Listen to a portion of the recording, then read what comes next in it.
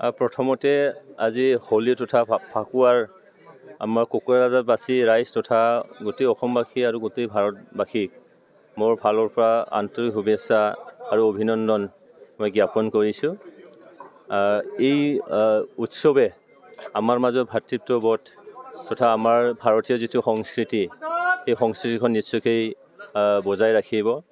আৰু এই উৎসৱৰ যোগেদি আমাৰ যিখিনি পৰম্পৰা সেই পৰম্পৰা নিশ্চয়কৈ জীয়াই থাকিব আৰু সেইটো আমি জীয়াই ৰাখিব লাগিব। আজি এই হোলী তথা ফাকুৱাৰ দিনত মই ভগৱান শ্ৰীকৃষ্ণক মই সেইটোৱে আহ্বান জনাব বিচাৰিছোঁ যে গোটেই বিশ্ববাসী, গোটেই ভাৰতবাসী, গোটেই অসমবাসী তথা আমাৰ কোকৰাঝাৰবাসীৰ মনত ভাতৃত্ববোধ যাতে ফুটাই উঠে, ভাতৃত্ববোধ আমি সকলোৱে ৰাখিব পাৰোঁ, সকলোৱে যাতে আমাৰ এই মুহূৰ্তত আমি ভাৰতীয় সংস্কৃতিক জীয়াই ৰাখি বিশ্ব দৰবাৰত যাতে আমি তাক উজ্বলাব পাৰোঁ আৰু ভগৱান শ্ৰীকৃষ্ণই যাতে চবৰে মনত যাতে এটা সাহস দিয়ে, চবৰে মনত এটা প্ৰেৰণা যোগায় যাতে এই উৎসৱৰ যোগেদি আমি পৃথিৱীৰ যিখিনি দুখ দুৰ্দশা সেইখিনি আমি পাহৰিব পাৰোঁ আৰু সকলোৱে যাতে সুকলমে যাতে পাৰ কৰাব পাৰোঁ, সকলোৰ যাতে মনৰ শান্তি, তেখেতসকলৰ সংসাৰত যাতে শান্তি আহে তাকে মই কামনা কৰিছোঁ। প্ৰথমতে মই ৰঙৰ উৎসৱ হোলী, সেই হোলী উপলক্ষে ডাঙৰলৈ শ্ৰদ্ধা, বন্ধুবোৰলৈ শুভেচ্ছা আৰু কণ কণ ভাই ভণ্টিসকললৈ মৰম যাচিছোঁ আৰু ভগৱান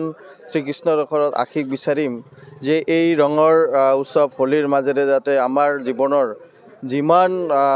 দুখ দুৰ্দশা আছে সকলোকে আঁতৰাই সকলোৰে মনত এই ৰঙৰ উৎসৱ হোলীৰ যোগেদি সকলোৰে মন ৰঙীন কৰি তোলে, সেই ভগৱান শ্ৰীকৃষ্ণৰ ওচৰত প্ৰাৰ্থনা জনাম। আৰু আমাৰ যি ভাৰতীয় সংস্কৃতি, আমাৰ যি পৰম্পৰা, আমাৰ যি ভাতৃত্ববোধক আগুৱাই লৈ যোৱাৰ কাৰণে আমাৰ পূৰ্বজসকলে এই বিভিন্ন উৎসৱ পাৰ্বণ পালন কৰি আহিছে আৰু আমাৰ এই ভাতৃত্ববোধক আগুৱাই ৰখাৰ কাৰণে বা অটুট ৰখাৰ কাৰণে আমিও গোটেই বিজনীবাসীৰ লগে লগে কোকৰাঝাৰ তথা অসমৰ লগে লগে ভাৰতবাসীকো মই আন্তৰিকভাৱে শুভেচ্ছা জনাম আৰু সকলোকে অনুৰোধ কৰিম যে তেওঁলোকে যাতে এই ৰঙৰ উৎসৱ হোলীৰেই নিজৰ মন ৰঙীন কৰি তোলে আৰু ভাৰতবৰ্ষক এখোজ আগুৱাই লৈ যোৱাৰ কাৰণে, আমাৰ এই সংস্কৃতিক ৰক্ষা কৰাৰ কাৰণে বা আমাৰ ভাৰতবৰ্ষক বিশ্বগুৰুৰ শ্ৰেষ্ঠ আসনত বহোৱাৰ কাৰণে আমাৰ মাননীয় শ্ৰেষ্ঠ প্ৰধানমন্ত্ৰী নৰেন্দ্ৰ মোদী ডাঙৰীয়াৰ হাত শক্তিশালী কৰে, তাৰে মই সকলোকে অনুৰোধ আৰু আহ্বান জনাম। ভগৱান শ্ৰীকৃষ্ণৰ ওচৰত প্ৰাৰ্থনা জনাম যাতে আমাক সকলোৱে সৎবুদ্ধি, সৎ জ্ঞান আৰু সকলোকে কৰ্মদক্ষ কৰি তোলে আৰু সমাজৰ পৰা যিমান দুৰ্নীতিগ্ৰস্ত বা দুৰ্নীতি থকা হয়তো অসুৰৰূপী মানৱ আছে তেওঁলোকৰ অন্তৰৰ পৰাও সেই অসুৰত্ব নাশ কৰি ভগৱানে আকৌ মানুহৰ বা শ্ৰেষ্ঠ জীৱ হিচাপে আমি মানুহ হিচাপে নিজকে গৌৰৱ অনুভৱ, সেই গৌৰৱতা যাতে আমি বৰ্তাই ৰাখিব পাৰোঁ তাৰ কাৰণে ভগৱানে সকলোকে আশীষ দিব লাগে।